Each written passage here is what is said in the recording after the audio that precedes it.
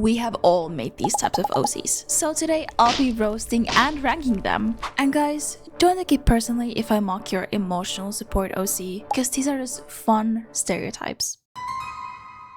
I find it interesting how we have all just decided to ditch drawing the head and instead slap a TV or a lamp on the character instead. And I get it that drawing faces sucks, but still, like, who came up with this concept? But still, somehow, these OCs feel like they have much more personality and charm than your human OCs. Like, just look at it. Hear me out, guys. But one thing I don't really get is that how are these OCs really able to express their emotions if they don't have a face? Like, your little toaster OC is clearly sad because their bread slot is slightly tilted or something. I don't know. I feel like object-headed OC deserves their place in the cool tier, because I respect the creativity on some of them. Because, let's be honest, most of them are just a lamp or a TV that you think is very deep. But they kind of slap though. Alright, and while we are at this, let's just also rank the OCs we went through in the last OC video. And if you still have not seen it, go watch it right now. So Trauma Magnet OC, cool tier, because we all love to give trauma to our characters. Hybrid Experiment OC,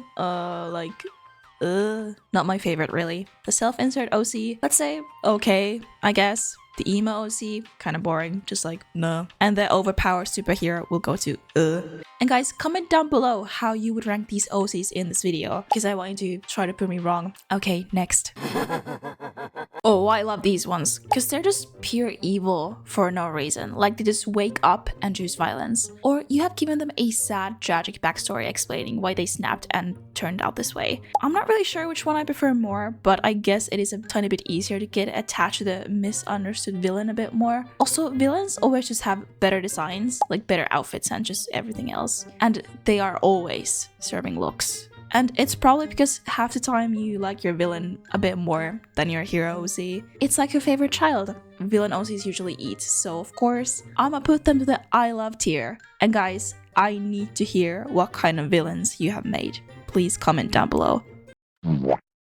This one is basically like you wanted to insert yourself into a world that has perfect cast of characters and you just want to have a reason to be their best friend. And I do get it, we have all done it, but why are they always like a Pokemon trainer with some unhinged backstories? Or like a Mario Universe OC who is an edgy cousin of Mario named like Shadow Luigi or something. And usually the designs on these are like canon characters, but with some black clothes and one neon stripe for contrast. And it isn't like bad, but kind of giving like, oh, I really like this franchise and I refuse to leave it alone. So I will put this one to, I will probably get so much hate for this, honestly.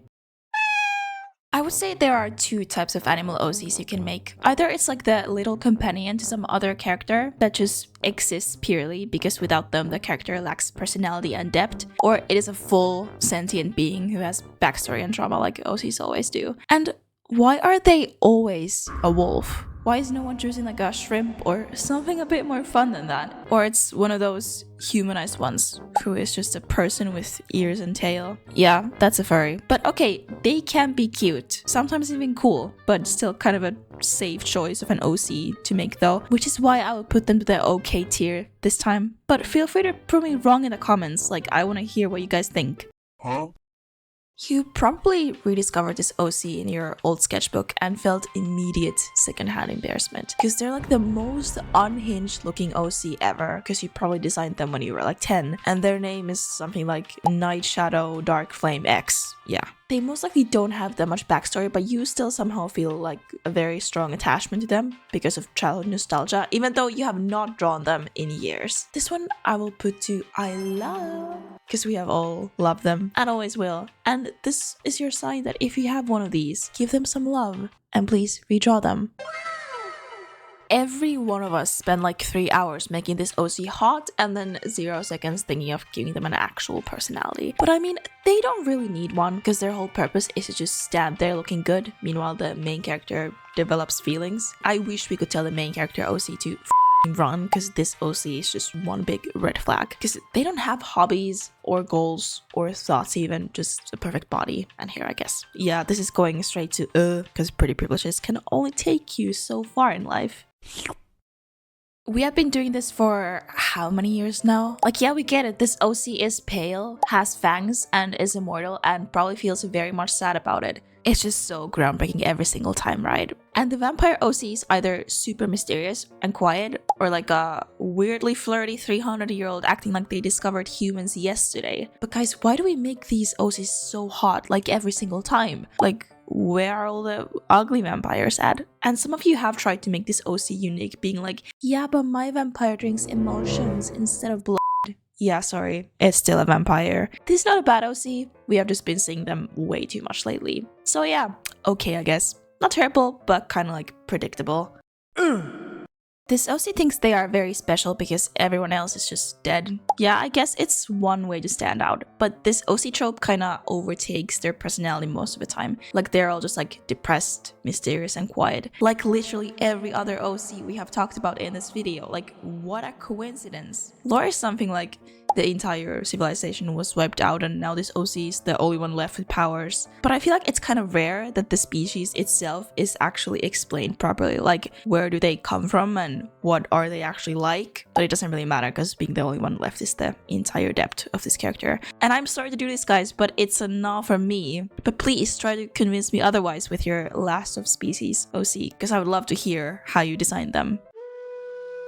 This one is known as the most mysterious looking and also the flirtiest motherfucker ever, which is odd because you cannot even see their expression, but it still just somehow works. Their designs are like 99% of the time the exact same. The oversized hoodie, dark colors, the mask, and maybe like a gloves. It's giving like don't perceive me, but still they have like more confidence than anyone else. I wonder why the mask is like never coming off of them, but I guess it is the mystery keeping this OC interesting in the first place. Or in a rare case scenario, when it does come off, they would blind everyone with their attractive face, I guess. But yeah, this one works. So I would say it's in the cool tier.